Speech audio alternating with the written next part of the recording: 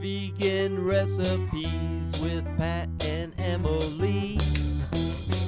It's vegan. Today on It's Vegan, I'm showing you how to make hot fudge sauce with 3 simple ingredients.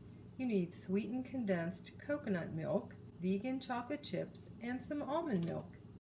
Now the coconut milk is a little bit thick and you might need a scraper to get it out. Depending on if this was at room temperature or chilled, you may find that the top part of it, like coconut milk, has thickened.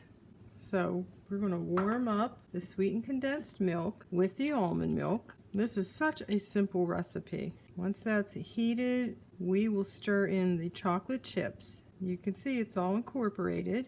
I'm touching it. I want to see if it's warm enough to melt chocolate chips.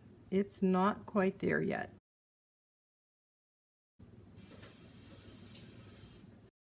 Now, if you like to use a thermometer, you're going to find that if this is up at around 150, 160 degrees, it's going to be hot enough to melt the chocolate chips. At that point, you want to turn it down to very low and pour them in.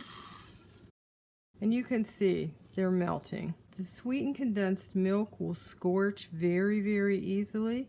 And the chocolate chips, if they get too hot, sometimes they get lumpy and just an odd consistency. I'm just going to stir it till they're all melted. Now at this point, it's not going to thicken as you cook it, but it does thicken as you cool it. If you wanted to make fudge, as in candy fudge, you would leave out the almond milk. You can see it's nice and smooth, perfect for an ice cream sundae. We're going to make another video for frozen peanut butter pie, and this will be in that recipe as well. So here's a beautiful chocolate fudge sundae.